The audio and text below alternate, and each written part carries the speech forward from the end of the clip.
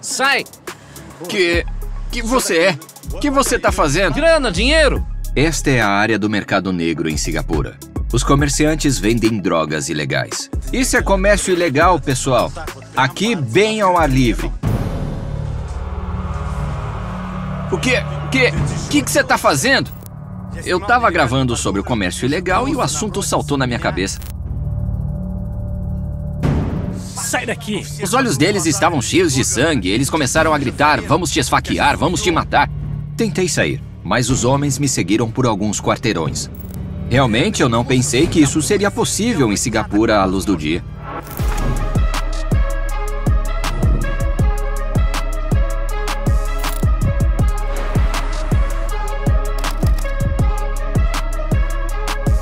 Hoje estamos no país mais progressista do mundo.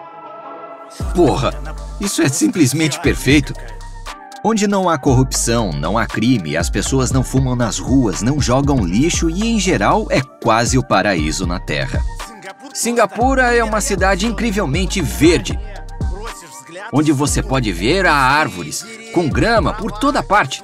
Mas nem tudo isso é verdade. Hoje vou mostrar a parte escura de Singapura, como é uma favela que vale centenas de milhares de dólares. Aqui é uma lavanderia. O mais interessante é que esta área, se estivesse à venda, custaria centenas de milhares de dólares. Singapura é chamada de cidade dos milionários. Isso tudo é do condomínio? Sim, podemos ir. É a zona da churrasqueira e existe também uma zona infantil com uma piscina pequena. Me deram comida. E você dorme aqui? Sim, eu durmo aqui. E como vivem os escravos do século XXI em Singapura? Eles me usaram como uma máquina 24 horas por dia. Gritavam comigo e zombavam. Não me deixavam comer. O que são sociedades secretas de gangsters, as chamadas tríades? Peguei um revólver e fui matar. Matei 2 ou 3 e depois me fizeram membro da tríade. Existem 2 tipos de gangsters em Singapura. Não íamos ao templo para orar, nem beber o corpo e o sangue de Cristo. Apenas íamos e nos encharcávamos com ele. Como surgiram e como são agora, conhecemos antigos e atuais lutadores. Se deseja iniciar um negócio em nossa propriedade, precisa nos pagar o dinheiro da proteção. Proteção de quem? De nós.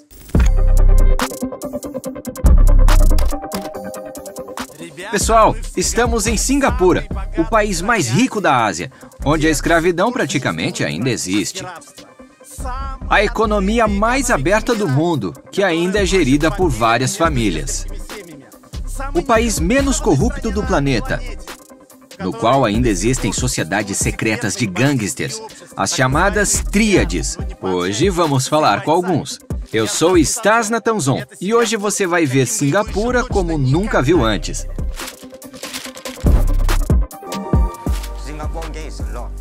Existem muitas gangues em Singapura, de muitos tipos. Este território onde estamos agora estava nas mãos da gangue de Deng Kaiju, nossos amigos.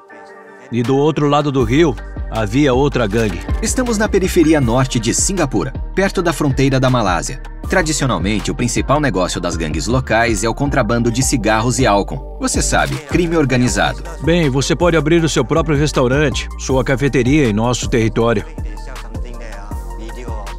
Mas você tem que pagar pela nossa proteção. Sim, todo mês eles nos davam dinheiro. Dinheiro para a sua segurança. E quanto pagaram? Quem tinha um pequeno negócio, 500. Outra pessoa podia pagar 1.000 ou mais. Dependia do tamanho do estabelecimento. Havia também aqueles que não cobrávamos dinheiro. Se as coisas corressem muito mal para eles, mas era muito raro. E nunca pagamos em estabelecimentos. Nós apenas sentávamos, bebíamos e depois íamos embora. E toda a minha vida foi bebendo e brigando, bebendo e brigando, bebendo e brigando, bebendo e brigando. E às vezes íamos para a cadeia. Lin quase toda a sua vida foi um lutador de uma das tríades de Singapura. E isso é o que eles chamam de gangues. Eles também são chamados de sociedade secreta. 24. 24 é o nome da nossa sociedade secreta. Esse é o nome da sua banda? As tríades de Singapura geralmente têm nomes numéricos. Por exemplo, um dos mais famosos, Salakau 369. Nos conte sobre suas tatuagens, elas significam alguma coisa? Claro que sim. Essas tatuagens mostram meu papel na gangue.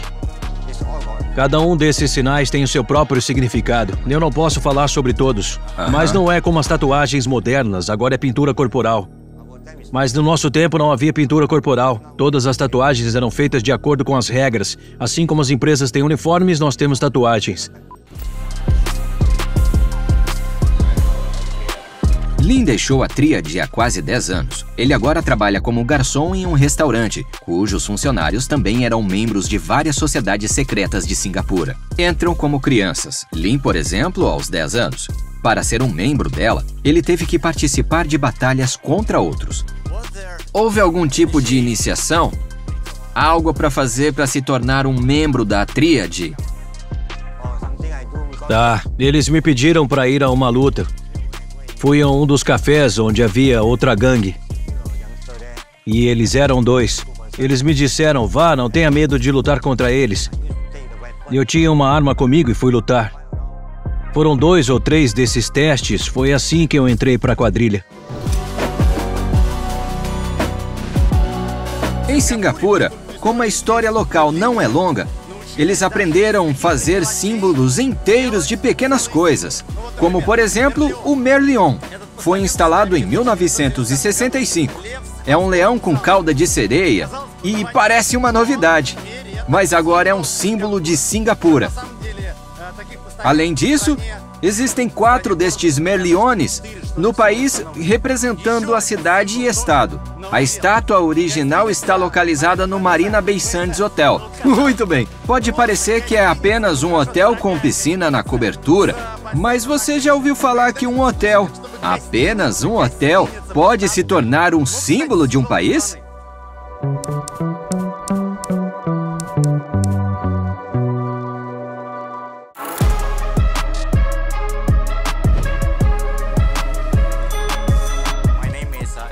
Meu nome é Alvin Shaw, eu sou um ex-criminoso. Alvin era um membro de uma das maiores tríades de Singapura.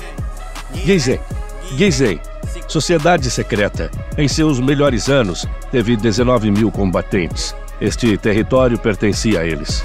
Gizeng foi uma das primeiras sociedades secretas de Singapura. Sua história começa no século XIX. Os primeiros membros se mudaram de Hong Kong, então a língua desta gangue era o cantonês. Este foi o primeiro escritório das tríades de Singapura. Era como o centro da comunidade, vamos chamá-los de clube. Naquela época, cada imigrante falava sua própria língua e eles se reuniam aqui nesses clubes.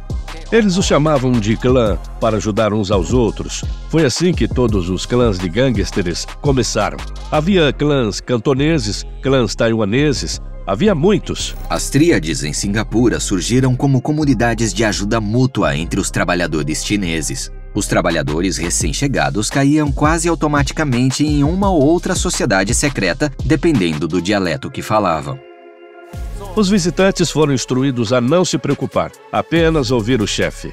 E para eles era como se sentirem protegidos, pertencendo a uma espécie de irmandade. Posso relaxar, tenho um patrão, tenho onde ficar. Inicialmente, ninguém percebeu que ele estava entrando para uma gangue. E a principal função dos bandidos no século XIX não era roubar, nem matar, mas descarregar os navios que chegavam ao porto. Quando todos esses mercadores chegavam aqui carregados de mercadoria, tinham muita carga. Os bandidos recebiam tudo no cais. Ei, posso descarregar sua mercadoria? Posso fazer em 2 dias. Tem gente? Tem muita gente.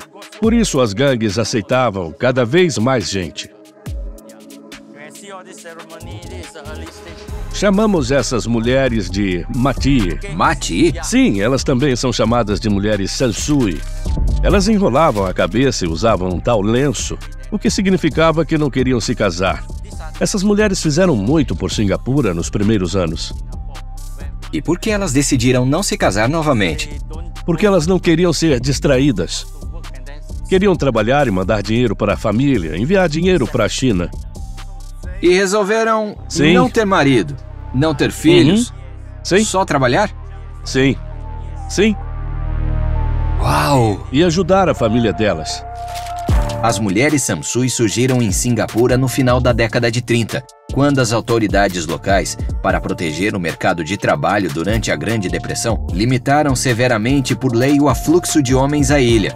Então, as chinesas foram trabalhar. Os lenços vermelhos eram para melhor visibilidade em canteiros de obras e outros trabalhos. Algo como um capacete laranja, mas eles não tinham dinheiro para isso. As mulheres Samsui essencialmente sacrificavam suas vidas para alimentar sua família, a quem nunca mais veria.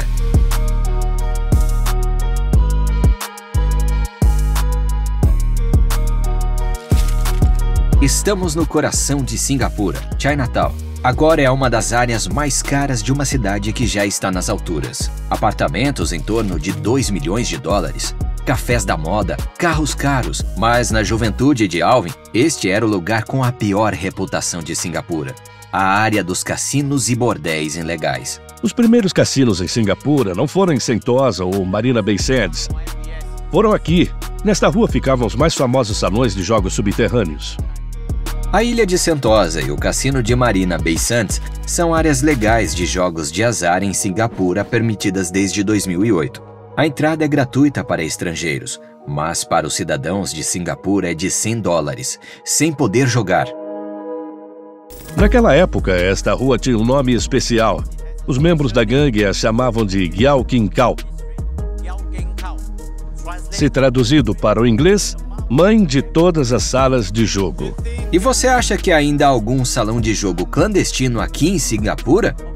Claro que sim. Isto é muito dinheiro. Cada centavo apostado, você deve dar 2 dólares se ganhar. E se você perder, os 100 são deles. E as pessoas vão de manhã, à noite, no final do dia, todo o seu dinheiro está no seu bolso. É assim que eles ganham dinheiro. Os cassinos clandestinos continuaram a ser o principal negócio das tríades. Você precisa entender que estas não são gangues comuns. Sua história tem suas raízes na inimizade entre os partidários da caída dinastia Ming e a nova dinastia Qing na China, ou seja, no século XVII. Quando a dinastia Qin chegou ao poder, havia um grupo de aristocratas e membros da realeza que queriam trazer os herdeiros Ming ao trono. E então houve conspirações que tentaram derrubar a dinastia Qin. Desde então, a máfia chinesa, como também são chamadas de tríades, preservou complexos rituais de iniciação e regras de conduta. Normalmente o chefe, o líder da gangue, te diz: "Ei, pegue seu passaporte e vamos embora." Eles não te explicam nada, você não sabe para onde estão te levando. Pegue seu passaporte e me siga. Na maioria das vezes, você vai para a Malásia ou Indonésia. Quando você cruza a fronteira, alguém está te esperando por você lá e orienta. Você não sabe onde.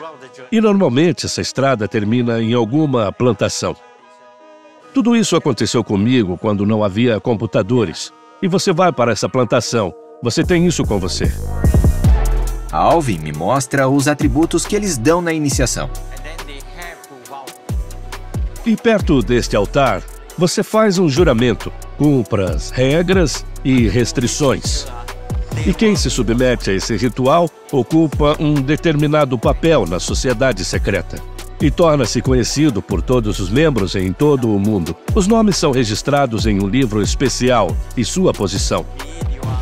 Seja você um conselheiro ou lutador, ou se você é outra coisa, cadastre-se.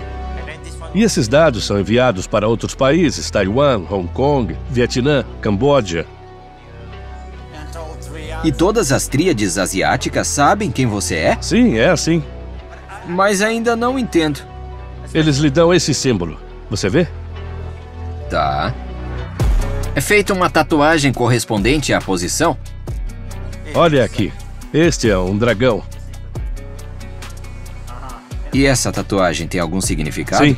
Quer dizer então que você está em uma gangue? Sim, um lutador. Isso é uma tatuagem de lutador. Ou seja, se você é um lutador ou outra coisa, o desenho do dragão é diferente? Sim, há outro dragão, sim. Este é o dragão que os chineses colocam em suas bandeiras quando vão para a guerra. Eu tenho um. Bem... Significa que eu estou sempre pronto para a guerra. Quando eu entrei na Tríade, eu ainda estava na escola e fiz essa tatuagem.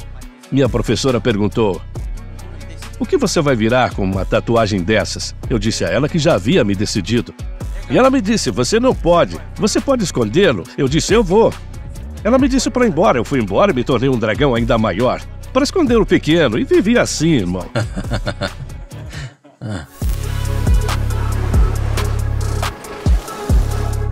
Existem dois tipos de gangsters em Singapura. Não íamos ao templo para orar, nem beber o corpo e o sangue de Cristo. Nós não fizemos essa porcaria. Nós simplesmente ficávamos encharcados com isso. Pegávamos nossas coisas e não falávamos sobre isso. Ele pediu para ser chamado de Patrick e para esconder o rosto, pois ainda tem muita influência na comunidade gangster de Singapura. Embora, como ele garante, já esteja farto do negócio criminoso. Ele organizou uma reunião no estacionamento de um dos shoppings, que, digamos, é defendido por seus lutadores. Eu entrei para uma gangue, acho que com 14 anos. Aos 14 anos? É. Você se lembra quando entrou? Quando eu era jovem, a gente só queria ser legal e fazer alguns negócios. E a sociedade secreta oferece muitos benefícios. Estas são tatuagens antigas, não são artes, né? Por estas tatuagens eu poderia ter sido preso antes. Patrick imediatamente declarou que estava pronto para falar apenas sobre história, nada atual. Sinto muito, Stas, mas eu não posso falar muito sobre gangsters e suas vidas. Muitos caras em Singapura sabem como eu vivia quando estava em uma gangue e como minha vida mudou. Patrick deixou de ser um simples lutador para se tornar o líder de uma das principais gangues de Singapura. Invadimos lojas e exigimos pagamento por negociar em nosso território. Então abrimos um cassino clandestino. Foi assim que alcancei a liderança. Tivemos problemas em um shopping. Peguei a faca e fui até o comerciante que se recusou a pagar. Eu bati nele várias vezes. Não me lembro muito bem. Mas os médicos disseram que eu perfurei seus pulmões várias vezes. Eu não queria perfurar seus pulmões. Eu tava com raiva. Eu fiquei com raiva porque esse comerciante cuspiu na minha frente. E quando eu vi aquilo, era isso. Resolvi dar uma lição nele. E então comecei a esfaqueá-lo. Uma pessoa devia um dinheiro. Liguei para ele e disse para devolver a grana. Eram milhares. Cerca de 10 mil que ele tinha que devolver. E ele me disse: "Se eu não te pagar, o que vai fazer?" Eu disse a ele: "É melhor você pagar, porque o dinheiro não é só meu, é da nossa quadrilha. Espero que você nos trate com respeito, porque senão a gente vai voltar e você vai ter que lidar com todos nós." E ele começou a nos ameaçar e falar que nós não vamos fazer nada com ele e tudo mais. Eu estava cansado e disse a ele: "Você vai pagar ou você vai ver." Peguei uma espada de samurai, você sabe, uma espada de samurai, e eu cortei o braço dele. Você cortou o braço dele? Sim, cortei totalmente. Cortei o braço dele totalmente. Peguei e joguei. Eu adorava espadas de samurai, elas são muito afiadas. Eu disse a ele, não teria acontecido se tivesse pago. Não queríamos que fosse assim, só queríamos o dinheiro. E se não pagasse, não sairia ileso. Eu não estou orgulhoso do que fiz, mas peguei uma espada de samurai e cortei o braço dele. Tais confrontos públicos, bastante comuns em Singapura no início dos anos 2000, praticamente cessaram. A cidade inteira está cheia de câmeras, então é quase impossível fazer algo ilegal na rua. Quase. Pessoal, estamos em Geylang. Este é o bairro mais cruel de Singapura. Há muito tempo, apenas as tríades governavam aqui. São sociedades secretas, assim como a máfia italiana. Geylang é o bairro ainda mais cruel da cidade. Aqui é proibido o comércio de tudo. Tem coisas que nem posso falar para não me bloquearem no YouTube. E aqui até agora, embora em tal escala, as gangues dominam. Um dos negócios aqui é a venda de remédios. Isso é dos Estados Unidos. E tudo isso aí? Sim. E como chega aqui? Sei lá, de alguma maneira chega aqui. Estes medicamentos são vendidos em farmácia, em loja oficial? Acho que você só consegue nos Estados Unidos. Assim, em plena luz do dia, está acontecendo um comércio ilegal de drogas aqui. Todos esses medicamentos são comuns, mas são tão caros em uma farmácia que os vendem ilegalmente e os trazem para Singapura por contrabando. O mais popular é o Viagra.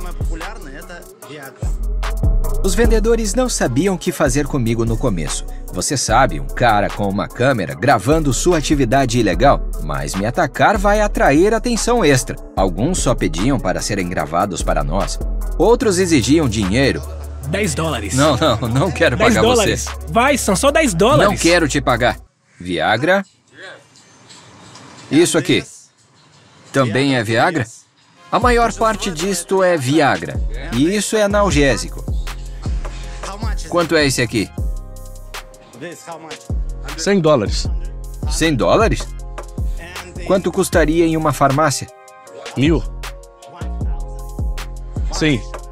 Qual é o preço oficial? 1.000, sim. Sai! Quê? O que é isso? O que você tá fazendo? Grana, dinheiro! Você viu como eles mudam? Eles vêm de trás. Olham.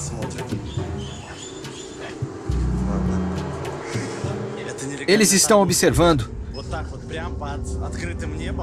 Muito bem. Ok. E esse cara também está me olhando. Singapura é geralmente uma cidade de contrabando graças a seu porto. Esta nação insulada é considerada uma porta de entrada entre a Ásia e o resto do mundo. Sua posição geográfica é a única principal rota marítima no mundo. É por isso que os ingleses, no início do século XIX, criaram aqui um porto, que muito rapidamente se tornou o maior da Ásia e depois o do mundo. E assim permaneceu por 2 séculos. Eles recentemente perderam o primeiro lugar para Xangai. Além das mercadorias legais, toneladas de contrabando passam por este porto todos os anos. Em primeiro lugar, cigarros e álcool. Isso é noticiado regularmente na imprensa. Presas de elefante e ingredientes da medicina chinesa também são contrabandeados. No verão de 2022, o maior carregamento de marfim foi apreendido no porto de Singapura. Eram mais de 6 toneladas e iam da África do Sul para a China. Singapura também é um centro para contornar as sanções. Por exemplo, o petróleo venezuelano é trazido para a costa e depois é transportado para a Ásia. Naturalmente, esta ilha é um grande centro de drogas, embora as autoridades tentem combatê-lo. Pessoal, estamos entrando no gueto de Singapura, um lugar nessa cidade dourada onde vivem imigrantes e singapurianos empobrecidos. Oi, gente! Veja, o sujeito não esconde a seringa na mão. Pra quem grava? Pro YouTube? Sim, é, pro YouTube. E como que chama o seu canal?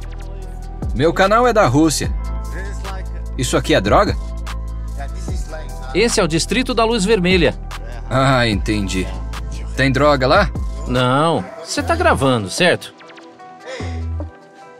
Ok, vamos sair daqui bem rápido. Já viram a droga no gueto mais feio de Singapura?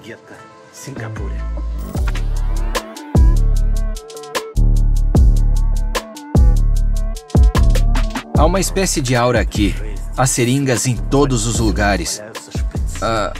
Algumas das colheres estavam queimadas. Eu não posso mostrar tudo por conta das restrições do YouTube. Isso é uma espécie de um buraco negro. Além disso, é um buraco negro bem no centro da cidade mais rica.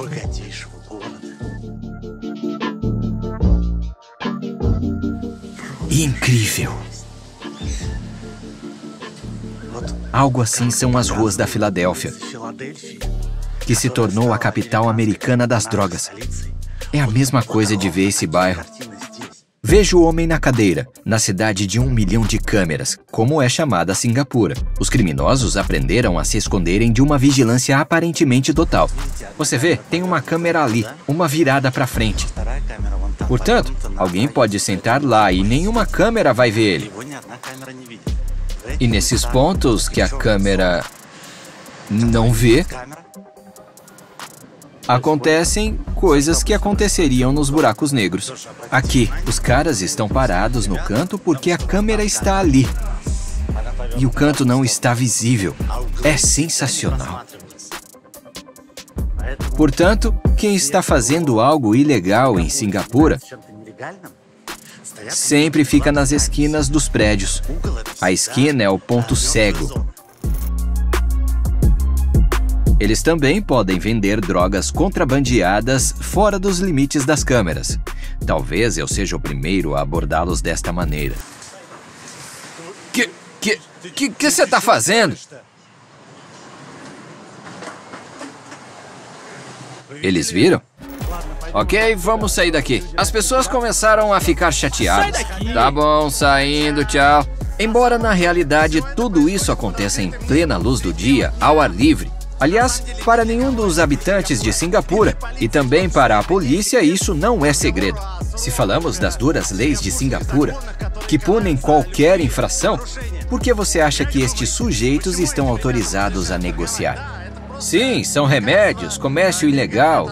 Não é tão caro, mas é contrabando. Você acha que estes comerciantes têm acordo com a polícia ou algo assim?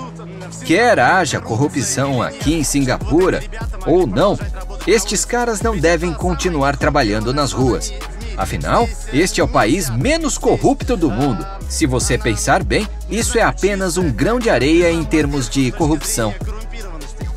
O que você pensa? Escreva nos comentários como estes caras fazem isso em plena luz do dia. A propósito, fiz essa pergunta a todos os meus conhecidos em Singapura. Todos eles têm certeza que estes traficantes não têm vínculo com a polícia e que a polícia não se envolve com drogas ou contrabando, porque eles não sabem ou porque estão muito ocupados com outras coisas. Nenhum dos singapurianos admitem que a polícia pode estar envolvida. Hotel 81. É um fenômeno singapuriano muito interessante.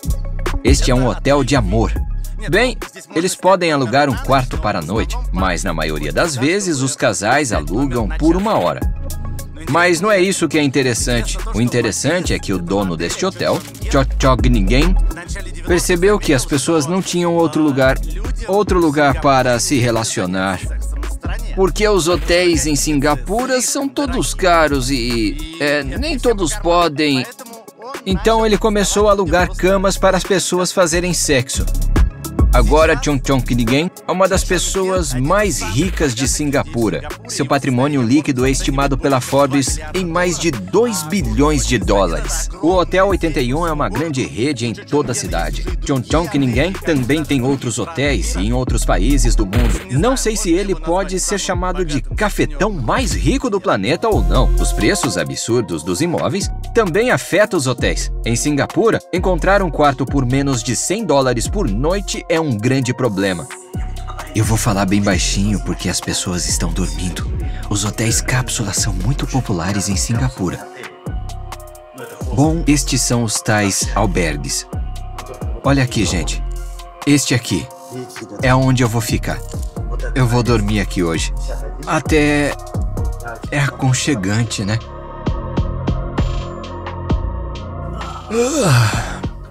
Vamos ver o que tem aqui? A luz está aqui. Oi, luz. Tem escova de dente, cobertor. Vamos ver o que tem aí dentro. Bom, em primeiro lugar, o tamanho. É bem grande aqui. Bom, é um tamanho normal. Tem bastante espaço. Aqui também tem bastante espaço. E aqui, ali embaixo, aqui também dá para colocar uma sacola aqui dentro. É bastante confortável. Tá muito bom, cômodo. Outra luz aqui. Assim, eles podem ler à noite, né? Tudo bem. Vamos ver o que tem aqui. Aqui também temos o cofre, que é um pouco pequeno, mas é suficiente para uma carteira. Acho que dá. 2 soquetes, 4 soquetes USB. O que geralmente é ótimo. Você pode conectar qualquer coisa. Outro armário. Isso é uma cortina. Muito aconchegante, eu vou abaixar. E eles apenas deitam. Descansam. E dormem. Bom, certo. Vamos ver o que tem por aí. Tem outra pessoa aqui. Ele nos cumprimenta. Estou gravando. Olá a todos. Sejam bem-vindos. Como vocês estão? De onde você é? Indonésia. E onde você aprendeu russo? Minha última namorada falava. Estudei na França e conheci uma garota lá. Ela era da Rússia, então eu aprendi um pouco o idioma. Como se chama? Estas. Stas? Meu nome é William. Bem-vindo. William. É seu primeiro dia aqui? Sim, o primeiro dia. Cheguei hoje. Meu novo amigo indonésio, William. Não sei como chamar ele, mas ele dorme no mesmo quarto... Quarto individual. Não. São camas individuais. Não tem necessidade de ir tão longe. Aqui, ó. Olha pra cá. Este é o local para colocar as malas. É bem grande, olha só. E eu acho que a mala cabe inteira aí dentro.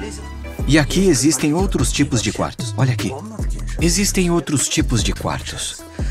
Olha, este quarto é mais elegante. A luz é acesa com dimmer. Uau! Por que não me deram este quarto? Ele parece ser mais caro. Este parece ser um quarto de luxo. Bem, parece ser bem cômodo aqui. Tirando o fato que é uma sala muito pequena. Bem pequena mesmo. E paguei $100 somente por esse quarto. Tá bom. Foi $100 de Singapura, que equivalem a $70 dos Estados Unidos. E não tem nada mais barato do que isso.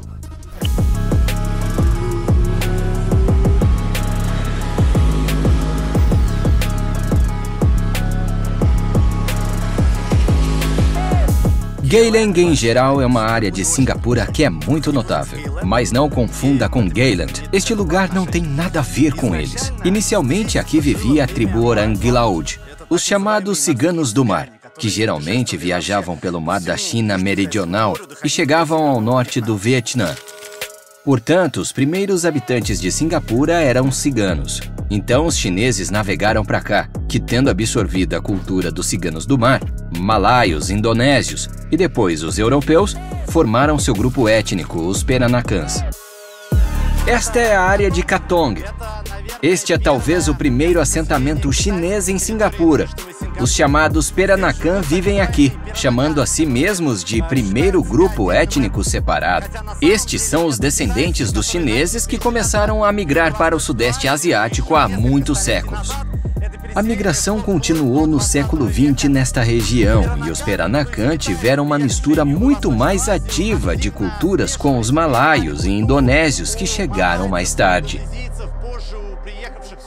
Além dos colonizadores europeus, eles obtiveram assim uma cultura própria, e aqui esta etnia é muito apreciada. As casas dos Peranakan parecem muito diferentes e sua arquitetura é diferente do resto de Singapura. Na Indonésia existe até um termo para os Peranakan, porque eles se recusam veementemente se denominar chineses. Por isso que os indonésios usam esse termo, que pode ser traduzido como chinês não chinês. Veja bem, as casas dos Peranakan são brilhantes, quase como as das aldeias russas. Sua cultura tem as mesmas roupas brilhantes e uma culinária muito peculiar e de sabores deliciosos.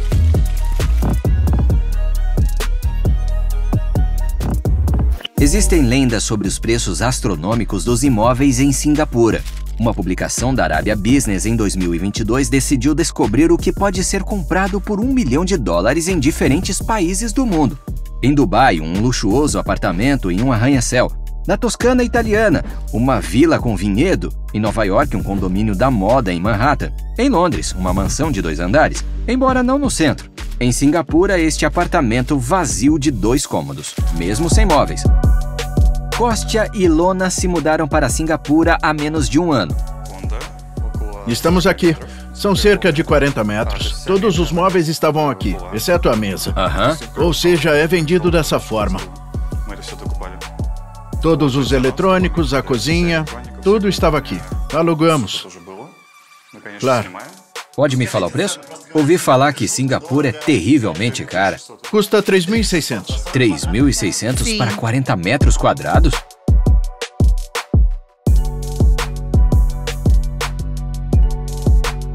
Um depósito de segurança é feito. É devolvido posteriormente. Isso se você completar os 2 anos. Depende muito do dono, do que ele oferece. No nosso caso, o mínimo de anos. E encontrar um por essa quantia é ainda mais difícil. A princípio, viemos por meio de uma amiga da minha mãe. Ela nos ajudaria dentro do nosso orçamento, que era de 3.600. Não disseram que era de 5.000. Nós não sabíamos que era esse valor. Se não concordássemos em marcar uma visita...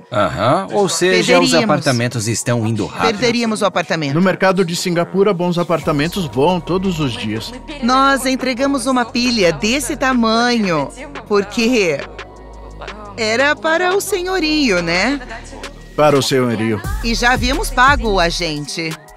O casal mora no chamado condomínio. Este é o único tipo de moradia em Singapura disponível para estrangeiros. O condomínio tem ginásio, piscina e espaços de convívio. E isso tudo é do condomínio, né? Sim.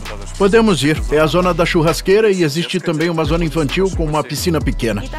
Onde tem o posto de segurança, tem um salão grande onde você pode alugar e comemorar o seu aniversário e não fazer dentro do apartamento.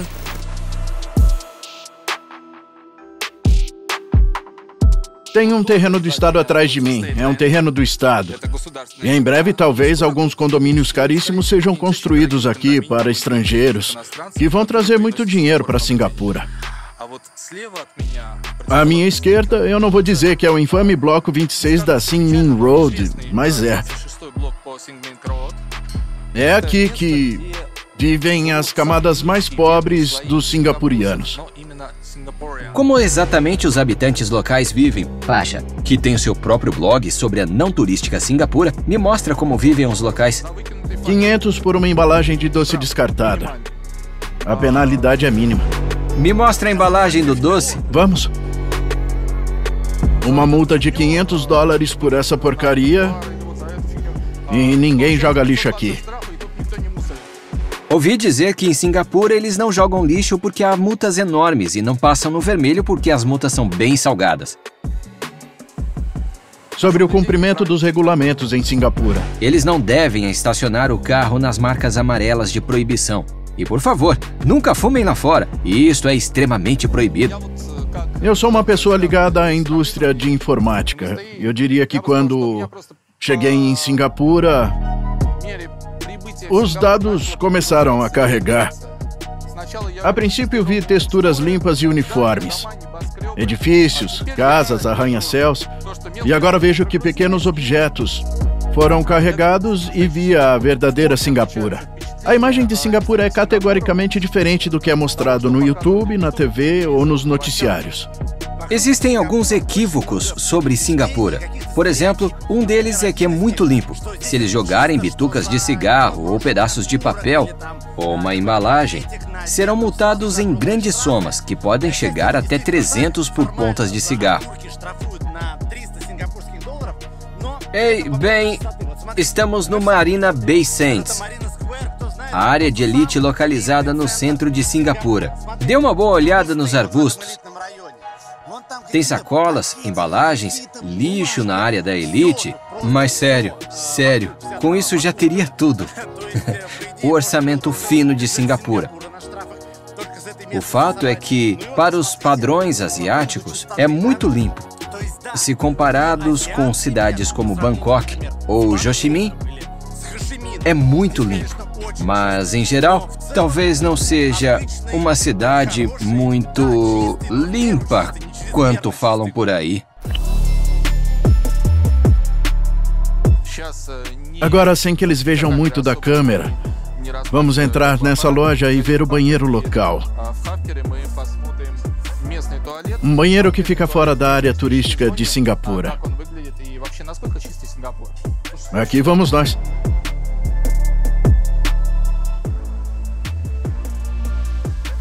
Aqui.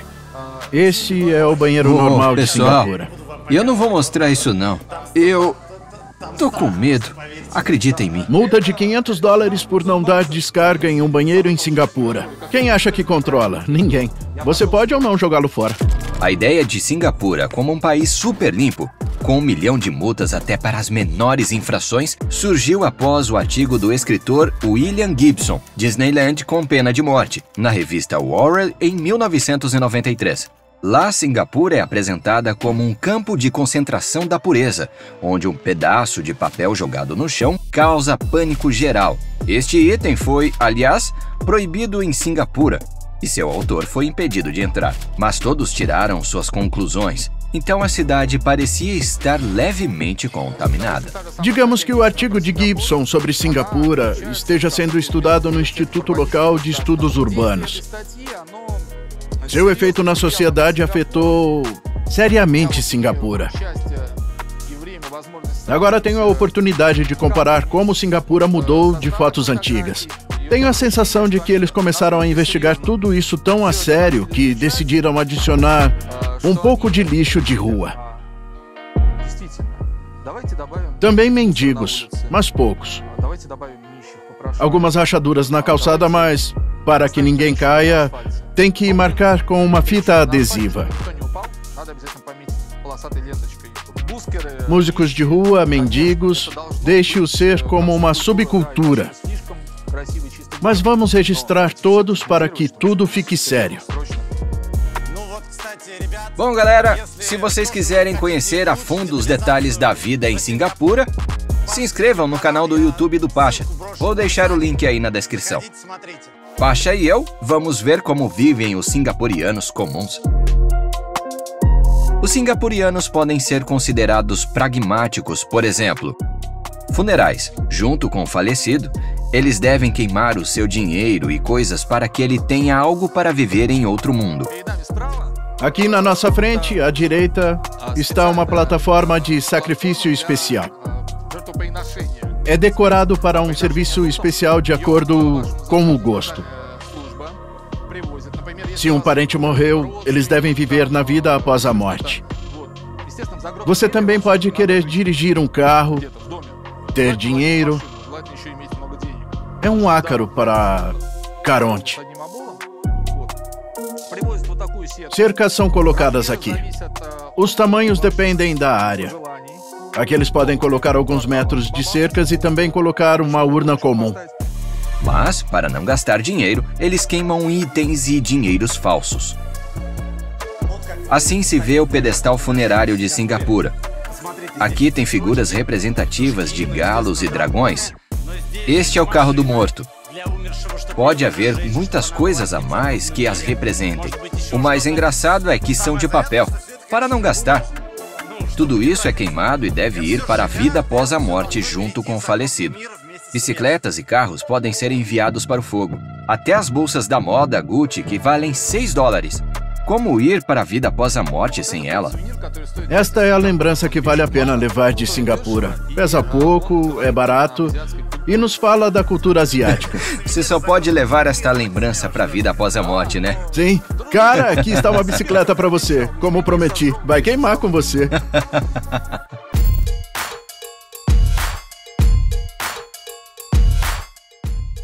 Voltando ao setor imobiliário, em geral, existem 3 tipos de moradias em Singapura. Condomínios, que são casas caras principalmente para estrangeiros. O preço de compra varia de $500 mil até o infinito. Um detalhe importante, por mais de $500 mil, o apartamento não está à venda, mas é alugado por 99 anos e raramente por 999 anos. Este sistema de venda ou arrendamento de casas cria um ambiente único. Por um lado, não há imposto sucessório, o que significa que em Singapura, quando recebe algo dos seus avós, não deve dar nada ao Estado. Mas, por outro lado, a própria herança logo vai sumir no ar, porque a maior parte é apenas um apartamento que, na verdade, está alugado por alguns anos.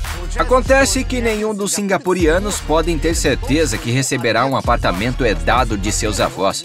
Viverá lá em paz e vá para a Tailândia curtir um sol na praia. Não. Provavelmente você terá que comprar uma casa nova, pelo menos a cada 2 gerações. A família precisa adquirir novamente a casa, comprá-la de volta. As casas particulares costumam ser mais caras do que o próprio terreno. Na maioria das vezes, é uma shop house, uma casa aparentemente simples de 2 andares. Mas elas são propriedades vitalícias. Isso aqui é chamado de liberdade. Estes custam $1,5 milhão. Só foi possível comprá-las em meados do século XX e os donos são descendentes de quem as fabricava na época. Esta é uma casa tradicional de Singapura e consiste essencialmente em apenas 3 elementos. Primeiro, aqui está uma passagem sobre o telhado. É chamado de corredor de 2 metros. Em segundo lugar, deve haver algum tipo de área comercial sob os pilares. Na maioria das vezes, os negócios são restaurantes. E o terceiro elemento, acima disso, o edifício residencial está acima de tudo. Acontece que é como se fosse uma cabana, com pilares e entre eles lojas e restaurantes. Estas casas eram tradicionalmente construídas com 2 pisos. Mas ainda hoje, quando os edifícios têm 20, 40 ou 50 pisos, são construídas segundo o mesmo princípio da shop house. Isso quer dizer que entre estes pilares é possível encontrar restaurantes e lojas. Pasha mora sozinho em uma casa própria. Eu moro em um bangalô miserável que tem cerca de 4,5 hectares de terra, ou talvez mais. O preço é de cerca de $13 milhões.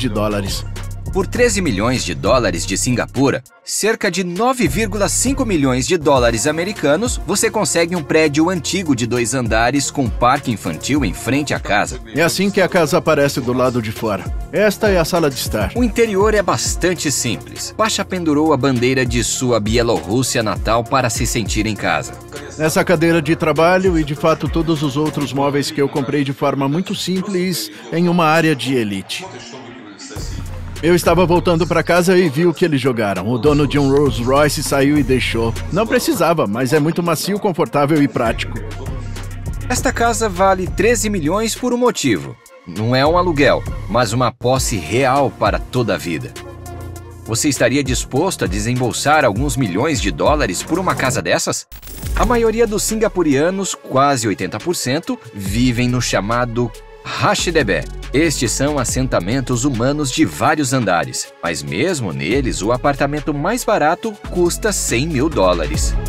Veja bem, o primeiro andar do HDB não é apenas não residencial, mas aberto, destinado a espaços públicos. Ou seja, é um análogo completo de uma shop house, apenas com mais alguns andares.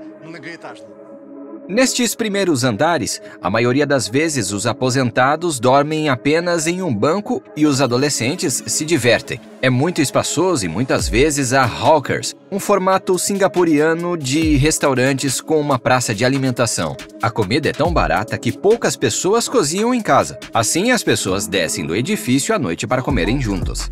A palavra hawker vem de falcão. Uma águia. Sim. E costumava haver vendedores de comida asiática nas estradas. Eles tinham esse jugo sobre os ombros. Ali, à direita e à esquerda, pediam 2 ou 3 cestos de comida. Aliás, eles até vendiam pipoca nos estádios. E no jargão, essas pessoas começaram a falar hawker para esses vendedores por causa da canga. Isso migrou para o nome de praças de alimentação. Lugares onde em cada esquina se encontra um restaurante que está aqui há décadas.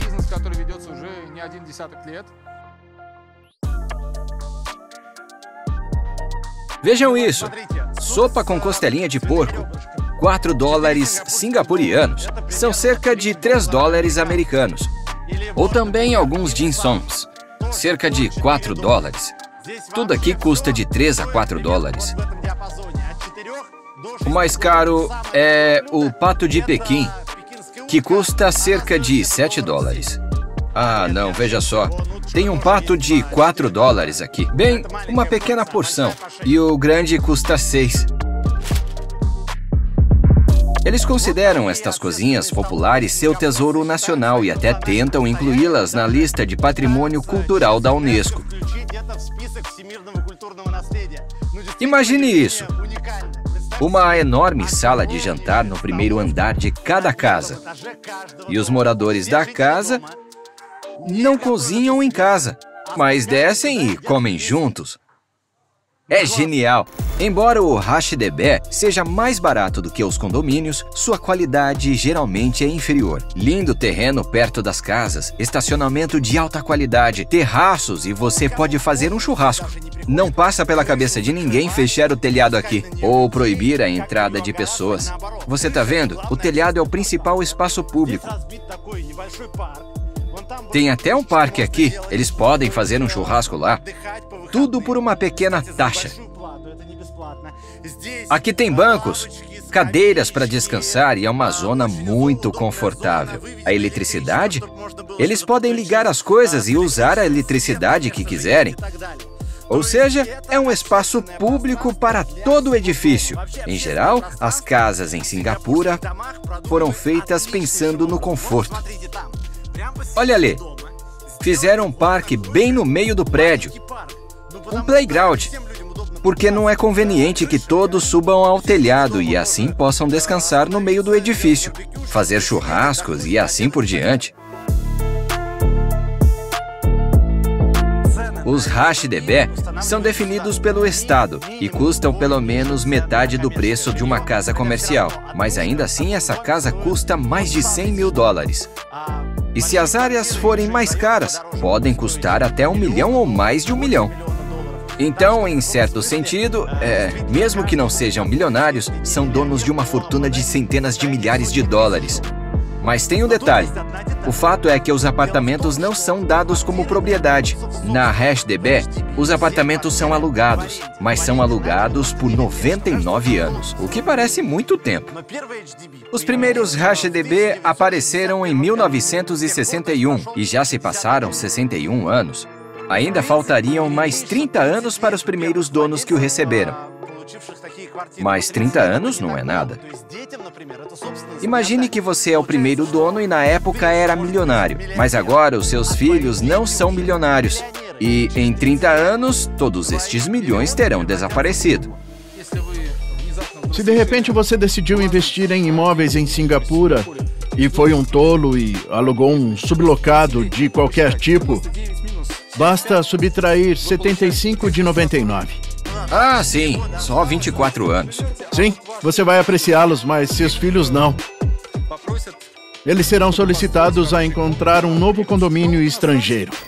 A HDB da década de 60 do século 20 foi concebida como habitação social apenas para os mais pobres. Agora, este sistema permite proteger os habitantes locais do aumento frenético dos preços dos imóveis criados pela demanda estrangeira. Estes apartamentos são vendidos apenas a cidadãos de Singapura. Esta é a típica área HDB, aqui em Singapura, como os projects nos Estados Unidos, os municipais no Reino Unido ou os Khrushchevas na Rússia. Esta propriedade é apenas para cidadãos de Singapura. Além disso, nem todos em Singapura podem comprá-lo. Por exemplo, uma pessoa solteira só pode se candidatar a um apartamento em HDB ao atingir a idade de 35 anos. Além disso, o casamento é incentivado pelas autoridades. Sabe a constituição de uma família? Portanto, em Singapura, existe um fenômeno tal que se um jovem oferece uma garota para ir ver um apartamento, é como um pedido de casamento. É como dizer, querida, vamos ver um apartamento em um HDB? Porque você não pode comprar um apartamento até casar ou completar 35 anos. Então, ver um apartamento é tipo, querida, quer casar comigo? É por causa do custo dos apartamentos que Singapura é considerada o país mais rico do mundo, onde a minoria é milionária. Na verdade, estes milhões são propriedades alugadas por 99 anos. É algo interessante em Singapura. Durante o dia, não pode ter ninguém nas áreas verdes dos prédios altos. Não é costume deles ficar em casa. Mesmo aposentados, ainda trabalham. A licença maternidade em Singapura é muito curta, mesmo com recém-nascido. Não tem muitas férias para fazer nada. Não dá para ficar em casa sem fazer nada e mesmo estando aposentadas, as pessoas aqui trabalham muito porque não tem nenhuma pensão como tal. Aqui é necessário e obrigatório que todo cidadão reserve 30% do salário para uma conta especial do Estado. Mas esse dinheiro não vai para o Estado. Você mesmo gasta. Podem gastá-lo em várias coisas. A primeira, comprar uma casa. Pode ser em tratamento ou algum tipo de necessidade urgente e imprevistos, seja em saúde ou outra coisa. O dinheiro também pode ser gasto quando você atinge uma idade avançada e está em estado grave de doença. Claro que é possível sacar este dinheiro desta conta, mas depois eles não terão mais dinheiro. Depois disso, terão que ver como vivem, porque não terão nada. Nem o Estado, nem ninguém lhes dará dinheiro para viver como antes. Portanto, em Singapura, não é nada estranho ver este fenômeno em que aposentados de 90 anos trabalhem no McDonald's, ou em um estacionamento, ou fazendo algum trabalho que não exija nenhum esforço. Seu Liam, por exemplo, gastou suas economias e o dinheiro de um apartamento em um tratamento de saúde. Ele agora mora em uma casa de repouso em Singapura. E é assim que é.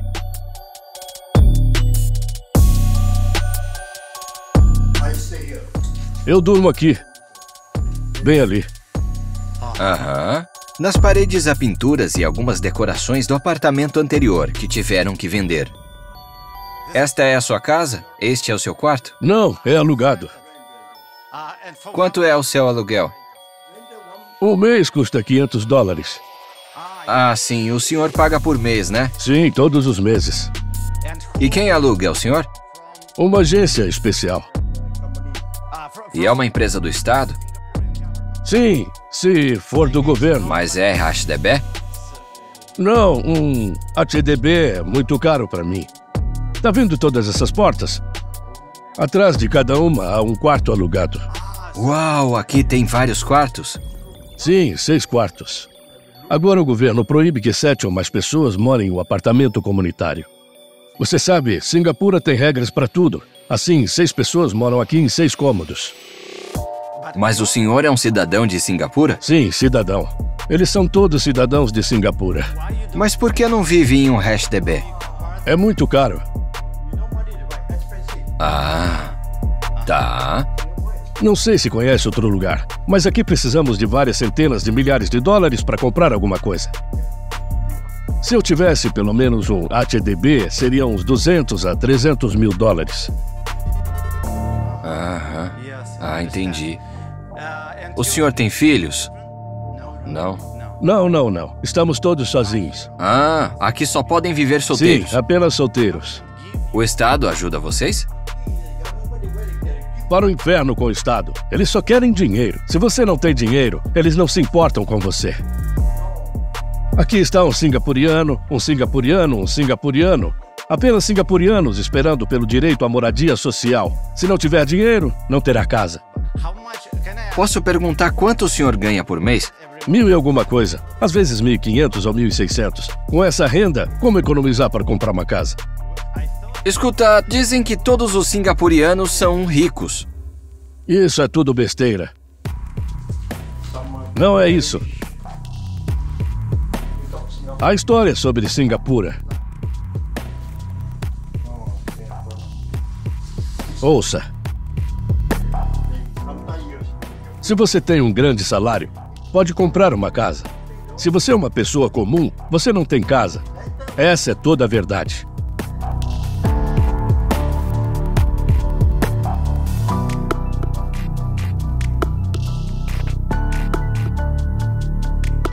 É muito normal para um singapuriano na velhice ficar sem teto.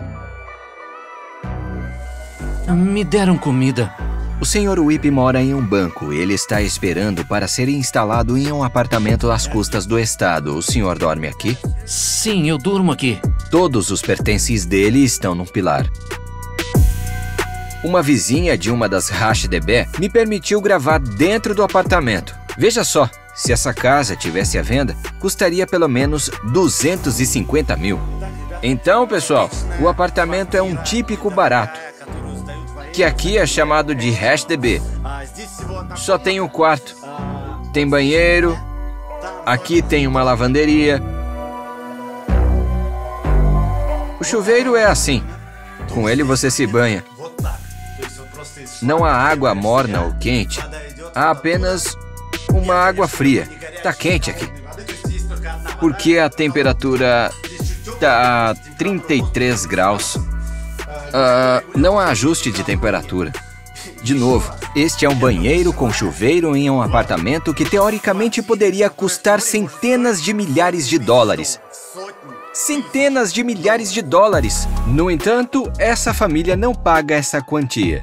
E esta é a outra característica de Singapura. Aqui estão os programas para os pobres, como aqueles com antecedentes criminais ou com filhos, como neste caso. E se eles conseguirem obter este benefício, o preço muda totalmente. Quanto você acha que eles pagam por este apartamento?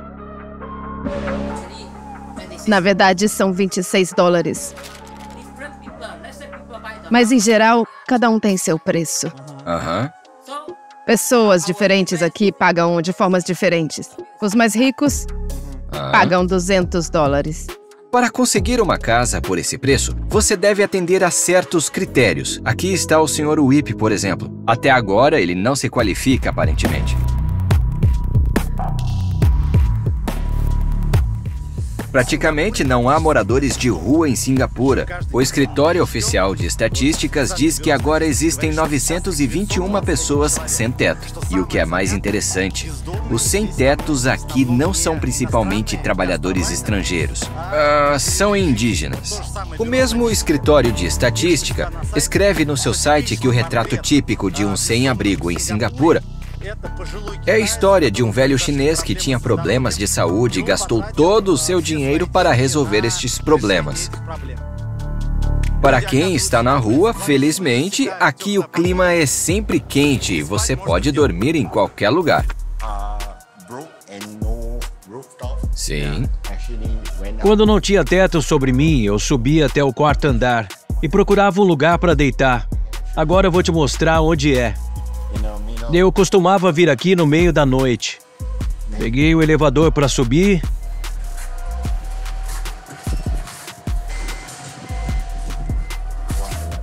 Já vê? Não há ninguém aqui. Em muito espaço. Eu costumava encontrar cantos assim e colocar as minhas coisas lá. E eu dormia. Henry também era um criminoso. Ele foi para a prisão e, após a sua libertação, era muito jovem para se qualificar para um apartamento em HDB. Todos os sem-tetos em Singapura fazem o mesmo? Sim, alguns deles são mais criativos. Por exemplo, eles vão à praia da zona oeste da cidade, montam barracas lá. Quando começa a chover, você sente muito frio e não tem nada. Você usa um jornal para se cobrir. Faz frio aqui em Singapura? Sim, quando começam as chuvas fortes, costuma fazer muito frio. Peguei um papelão, fiz uma cama com ele para dormir. E usei como cobertor.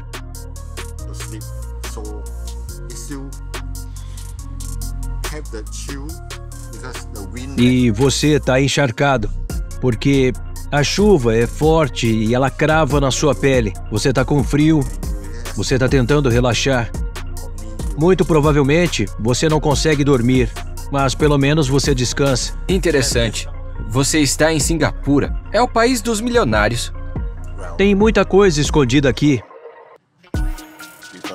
As pessoas preferem não saber. As pessoas preferem pensar que não é muito importante. Porque eles já têm casa própria.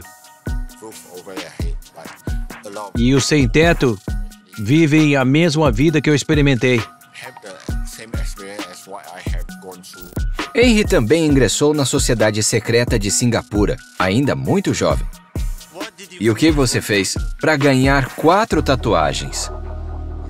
Bem, no começo eu era um ladrão. Eu fraudei cartões de crédito. Usei os dados de outras pessoas para obter um cartão de crédito. E quando recebi o cartão, lá vamos nós. Quando o cartão chegou, acabei com o limite. Comprava tudo que podia vender por dinheiro. Após o quarto período, Henry decidiu deixar as gangues. Então, ele ficou sem teto. Como isso acontece? Como cidadão de Singapura, que de fora pensamos que todos aqui são milionários, como que você pode ser um sem-teto? Existem muitas razões. Talvez você não ganhe o suficiente para pagar o aluguel. Eu não tive ajuda de parentes e perdi tudo na quadrilha. Mas aqui está a coisa incrível, pessoal. Um ex-criminoso e ex-vagabundo em Singapura, ele pode se levantar e se tornar alguém. Henry agora dirige um negócio de sucesso. Ele tem casa própria, casou-se recentemente. Conheço muitos países onde as pessoas podem facilmente se afundar. Mas para levantar do fundo, não conheço muitos exemplos. Em Singapura, até os mendigos são licenciados. Aqui eles são chamados de buskers. E é assim que a licença se parece. Aqui você vê a fotografia, a rua que ele toca e que tipo de mendicância faz. Este, por exemplo, toca violão e canta. E você não pode trocar guitarra por bateria, nem por outro tipo de instrumento, só porque você tem a tal licença para isso. Existem vários tipos de buskers e a licença é emitida por uma agência especial. Concedem essa licença grátis ou por dinheiro? De graça. Não paga nada, só te dão, né? Só precisa fazer um teste. Ah, você faz um teste e o Estado te dá. Existe uma empresa privada que administra. Aí você faz um teste, eles veem o que você pode fazer e eles te dão uma licença. Quero dizer, é grátis, mas aí você precisa cumprir os padrões. Ah, tá. Para fazer isso. E isso é para qualquer tipo de mendicância? Se deseja colocar uma cesta e coletar dinheiro, então precisa de uma licença? Sim, precisa de uma licença.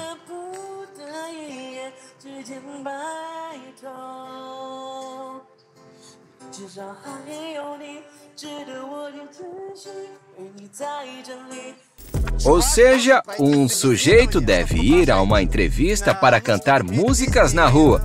Porque, bem, você nunca sabe se ele é péssimo cantando ou algo assim.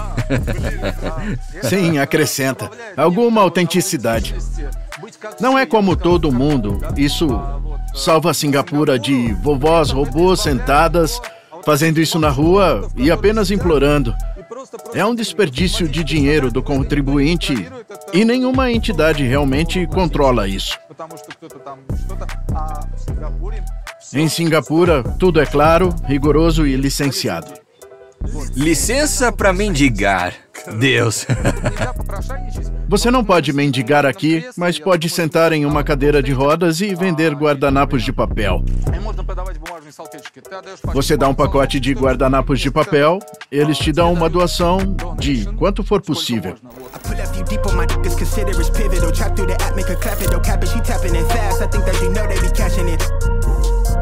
Esta foi uma das primeiras casas Coolie. Coolie? Quem são os Coolies? Coolies são trabalhadores esforçados. Trabalhadores estrangeiros que não partiam. Aqui é a casa dos Coolie. E essas casas sempre foram controladas pelas tríades. Coolie é o nome de um trabalhador estrangeiro asiático. Inicialmente, os ingleses diziam isso dos indígenas, que tinham postos de serviços e eram usados quase como escravos. Mas no final do século XIX, a palavra era cada vez mais associada a refugiados chineses dispostos a trabalhar em qualquer condição. As pessoas eram vendidas como escravas, vendido para funcionários de hotéis, vendido para a prostituição. E alguns chineses que eram fortes o suficiente foram vendidos para os Estados Unidos. Os Collins chineses, essencialmente escravos, construíram a primeira ferrovia transcontinental dos Estados Unidos, de São Francisco até a parte leste do país. Assim, a primeira Chinatown dos Estados Unidos surgiu em São Francisco. Mais tarde, as mesmas Chinatowns começaram a aparecer em todas as principais cidades americanas, onde a mão de obra asiática semi-escrava era utilizada.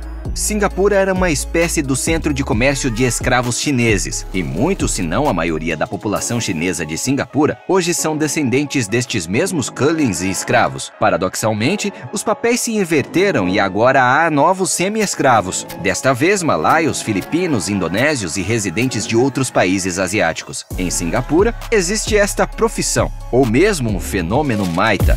A Maida também é chamada de ajudante. Ajudante de casa. E essa é uma das categorias mais baixas, eu diria. Mais vulneráveis milhões de vezes da população.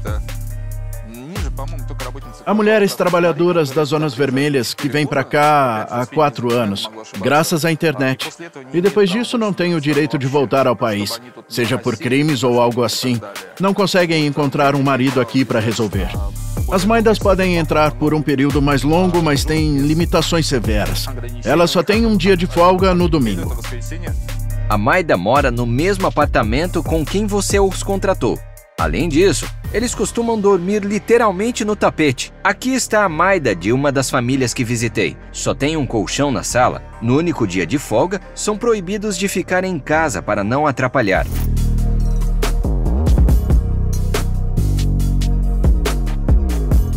Você pode me encontrar um namorado? Eu tô solteira, eu quero um namorado.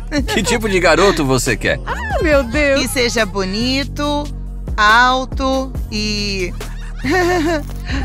Quero que seja honesto, bom e... E singapuriano. Eu quero alguém como você. Como a mim?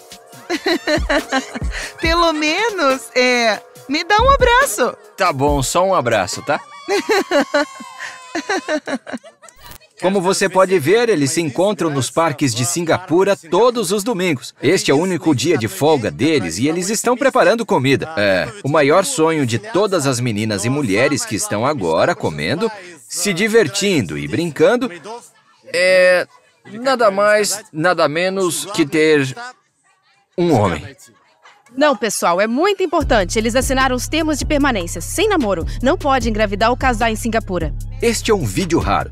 Trata-se da formação de futuras empregadas domésticas em Singapura. As autoridades do estado insular não gostam de ver este tópico exposto. Os trabalhadores estrangeiros estão proibidos de ter vida privada. Seus donos decidem quando e onde dormem, o que comem, com quem se comunicam. É proibido alterar o proprietário por conta própria. Muitos a chamam de escravidão do século XXI, como se os Cullens em Singapura não tivessem acabado. Natural de Bangladesh, Ima trabalha como empregada doméstica há 30 anos.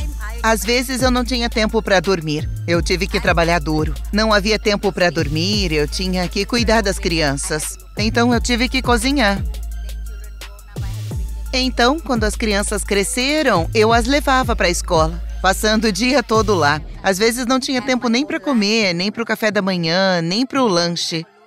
Cheguei a emagrecer muito, tanto que cheguei a 36 quilos. De 50 para 36. Nossa. A vida é muito difícil, mas eu aguentei bem pelas crianças e pela família.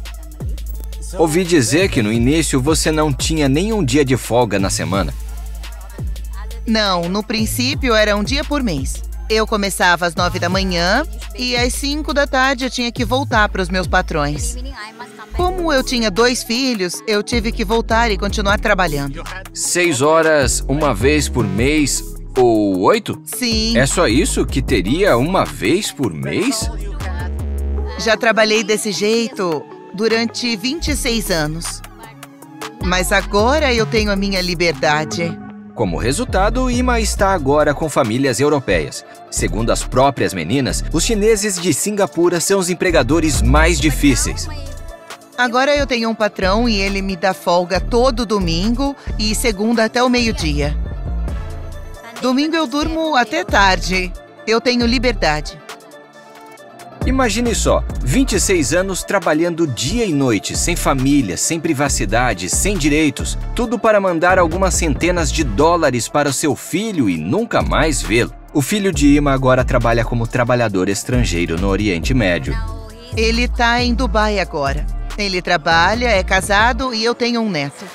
Mas a falta de descanso não é o pior. Em 2019, uma jovem família de Singapura foi condenada por abusar de uma empregada doméstica. Eles a espancaram com paus e socos, a forçaram a comer arroz doce e, quando ela vomitou, a obrigaram a comer.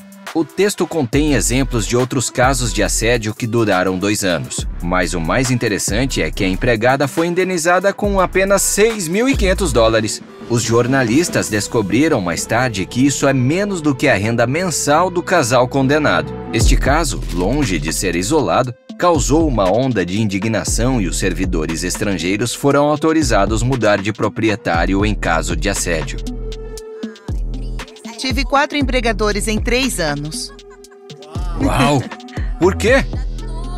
2 deles não eram nada bons. O que fizeram? Gritavam comigo e zombavam. Não me deixavam comer. A maioria das empregadas tem medo de falar de suas vidas, porque podem ser expulsas do país. Ouvi falar que os seus empregadores não são bons com você. Isso ainda acontece? Sim, mas espera. Onde você vai publicar isso? Aonde? Onde você vai mostrar? Não aqui. Onde, hein? Na Rússia. Só os russos vão ver. Você pode falar um pouquinho sobre os seus empregadores?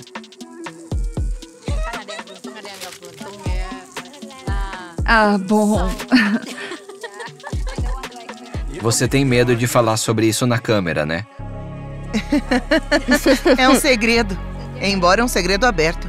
Isso não é segredo nenhum. Todo mundo na internet fala sobre esse assunto. Sim. Então, por que não falam?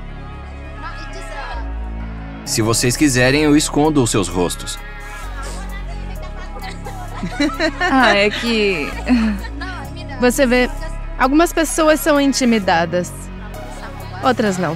Depende da família que você trabalha. Alguma vez eles bateram em você? Alguém, é claro, é espancado, mas não sempre.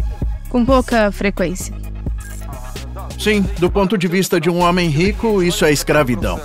Do ponto de vista de uma pessoa que sai da pobreza, de um barraco, de uma casa de madeira em sua terra natal, onde tem uma família e pode alimentá-la com apenas $100 por mês, ele está vindo para Singapura e você ganhará $1.000 por mês. Com o seu quarto, alimentação e todas as comodidades incluídas. Isso é o paraíso. Estamos falando de $1.000 de Singapura, isto é cerca de $722 americanos. E nem todo mundo ganha tanto. Quando eu comecei, o meu salário era de 600. Agora eu recebo 800. Os trabalhadores estrangeiros do sexo masculino em Singapura trabalham principalmente em canteiros de obras e também vivem separados das mulheres, principalmente em dormitórios superlotados na área da Pequena Índia. Ok, pessoal, ainda estamos falando de Singapura. Uma vez por semana, as pessoas da Pequena Índia não vão para casa. Esse é o único dia que eles não são multados quando não o fazem, porque lá não é muito tranquilo. Portanto, deitam-se e dormem no chão. Dormir em um lugar onde não há superlotação. Que seja calmo e tranquilo, mesmo na grama suja, cheio de lixo e lixo, como garrafas de todos os tipos e embalagens. É uma felicidade para eles.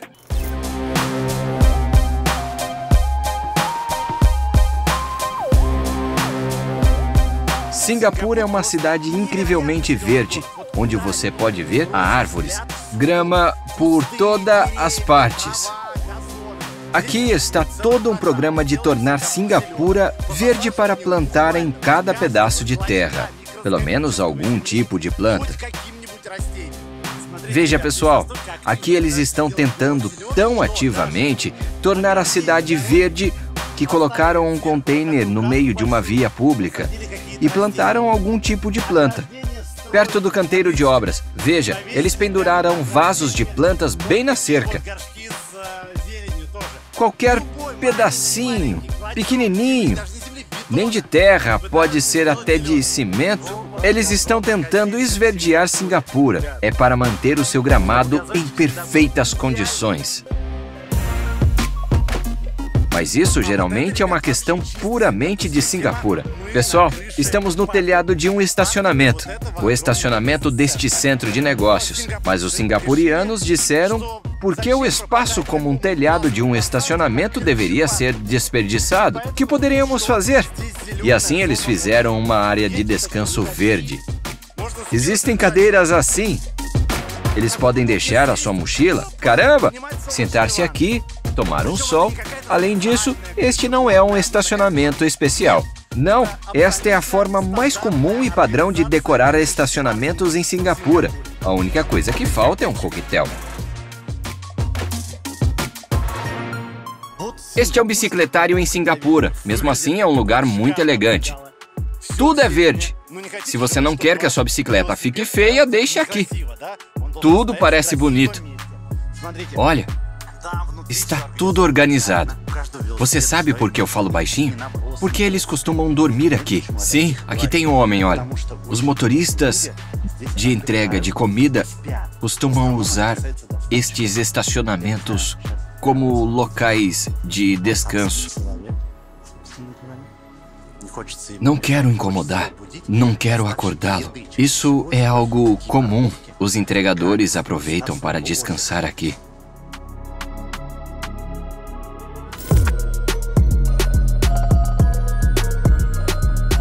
Esta é uma espécie de praça perfeita e idílica, em frente ao metrô. Os pássaros cantam, tudo é verde ao redor. As pessoas comem lanches. Também vejo pessoas de vários países do mundo e nacionalidades. Tem índio aqui. Claro que tem muito chinês. Tem muito europeu também. Tem indonésio. Tudo nessa praça. Tem restaurantes de todo tipo. E o melhor que fica tudo na sombra das palmeiras. Bancos forrados de plantas, cadeiras, tem plantas grandes. Enfim, é uma utopia da natureza. É uma imagem de filme, mesmo sendo uma simples praça em frente a uma estação de metrô. Caramba! Nunca vi uma praça ou uma estação de metrô assim. Isso é perfeito! Singapura é uma pequena ilha com uma área 2 vezes maior que Londres e 3 vezes maior que Moscou, com uma população de quase 6 milhões de pessoas. O único recurso natural de Singapura é sua localização geográfica, na entrada do Estreito de Malacca, a principal rota marítima entre os oceanos Índico e Pacífico. A economia desta ilha está crescendo a um ritmo fenomenal. Desde 1991, a economia mundial cresceu 3,3 vezes, a economia russa 3,4 vezes, a economia americana 3,7 vezes e Singapura quase 9 vezes. Ainda assim, é mais lenta do que a China, que cresceu 46 vezes no mesmo período. Nos anos 60 do século passado, Singapura era principalmente uma ilha pobre. Quase toda a dieta dos singapurianos era arroz, e muitos tiveram que viver em cabanas de palha. Singapura era governada pelas tríades, que dividiam a ilha em suas esferas de influência. A transformação da ilha em um estado próspero está associado ao nome de uma pessoa, Lee Kuan-yew. Em 1959, advogado formado em Cambridge, tornou-se o primeiro-ministro de Singapura. Em 1965, com o apoio da Grã-Bretanha, Singapura separou-se da Malásia. O motivo foram as diferenças raciais e religiosas entre as populações muçulmanas malaias e budistas chinesas. Acredita-se que Lee Kuan-yew tenha se livrado da todo-poderosas tríades e tornado a economia de Singapura livre e aberta, atraindo um grande fluxo de investimentos estrangeiros. Na verdade, nem tudo isso é verdade. Sobre Lee Kuan-yew, várias famílias começaram a governar Singapura, e estas são as mesmas famílias que governam a cidade desde as tríades. Todos os grandes negócios estão divididos entre si. Em primeiro lugar, o bancário e o de construção. Assim, as sociedades secretas ficaram invisíveis, segundo a imprensa local. O poder em Singapura está dividido entre as mesmas famílias. O filho de Lee Kuan-yew, Lee Hsien Loong, que lidera o partido governante eterno de Singapura, PIP, que agora governa. Mas o curioso é que um dos líderes do principal partido da oposição, PSP, também é filho de Lee Kuan-yew, Lee Hsien-yang. Os irmãos estão em desacordo. Aqui está uma foto deles juntos. O nepotismo nos grandes setores empresariais e na política impediu que Singapura criasse liberdade nas áreas da nova economia. Já na década de 90 do século XX, Singapura tornou-se o primeiro país do mundo a passar da categoria de em desenvolvimento para desenvolvido. Alguns anos depois, a Coreia do Sul conseguiu fazer o mesmo, e até agora ninguém mais. Em fevereiro de 1990, o primeiro-ministro soviético Nikolai Hrishkov chega a Singapura para uma visita. A União Soviética não estava indo muito bem. Prateleiras vazias e uma enorme dívida externa e nada com que pagá-la. E Nikolai Hrishkov vai a um mercado com preços justos, onde fica maravilhado com os produtos. Então Nikolai Hrishkov pediu ao primeiro-ministro local Lee Kuan-yew um empréstimo de 50 milhões para comprar comida aqui e levá-la para a União Soviética. Claro, 50 milhões naquela época era mais do que agora. Mas ainda é uma quantia enorme para a União Soviética e insignificante para Singapura, já rica nos anos 90. No entanto, Lee Kuan-yew recusou. E ele explicou isso em suas memórias como se o primeiro-ministro da União Soviética pedisse à pequena Singapura um empréstimo de 50 milhões de dólares. Então, todos os empréstimos dos grandes estados já foram esgotados e as obrigações de dívidas da União Soviética não valem nada. No final, ele estava certo e em menos de 2 anos a União Soviética entrou em colapso. Em alguns lugares, Singapura é como Nova York. Olha para este espaço entre os arranha-céus. E até dá uma sensação, uma espécie de semelhança com Nova York, né? É estranho pensar que estou em Singapura, mas parece Nova York mesmo, né? E até o asfalto fica parecido com o de Nova York. Com estes buracos e pedaços faltando, isso certamente cria a sensação do asfalto da Big Apple americana.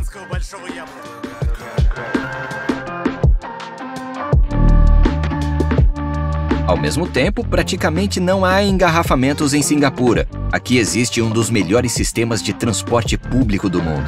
O transporte público precisa de máscara, então eu estou usando. Esta é uma imagem absolutamente típica de Singapura.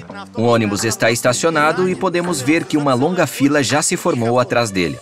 Os ônibus seguem em fila única, aproximando-se constantemente do ponto de ônibus. Como resultado, não há necessidade de esperar pelo transporte público. Deslocar-se pela cidade é extremamente rápido. Você nem deveria ir de metrô.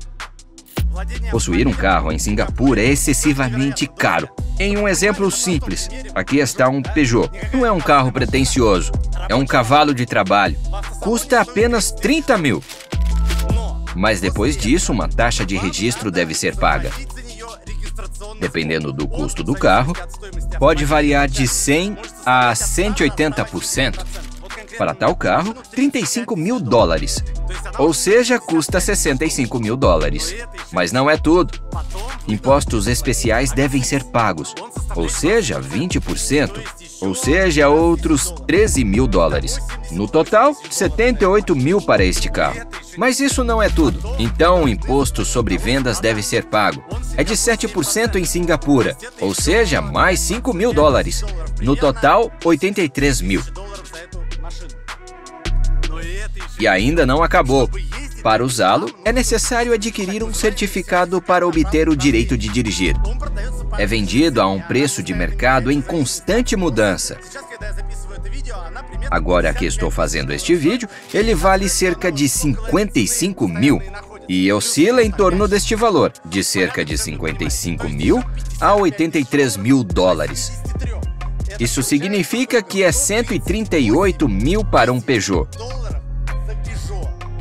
Esse carro aqui custa tanto quanto um Mercedes chique. E você vai me dizer, como esse carro pode custar tanto quanto um Mercedes chique? É possível, mas não é só isso. O certificado que eles compram por 55 mil é válido por 10 anos. Este certificado expira a cada 10 anos. E, obviamente, eles devem pagar um novo por volta de 55 mil dólares. Isso é o que custa ter um carro aqui em Singapura.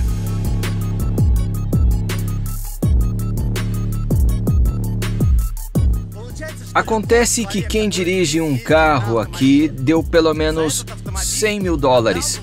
Na verdade, poucas pessoas dirigem um carro particular aqui. No fundo, são os donos de Mercedes, Ferraris, Porsches, Rolls-Royce, gente rica. Se nas estradas de Singapura você vir um carro, seja um Mazda ou um Toyota Corolla, em 99% dos casos é um carro da empresa. Ou seja, aquele carro foi entregue a uma pessoa por meio de uma empresa. É certo que ela mesma não pagou por isso. Em geral, um carro pessoal, mesmo algum tipo de Mazda, é considerado como um bônus comercial. Quer dizer, se eles têm um salário de 10 mil dólares e eles têm um Mazda, eles são ótimos. Mas muitas vezes, alguns deles não têm dinheiro nem para comprar uma motocicleta.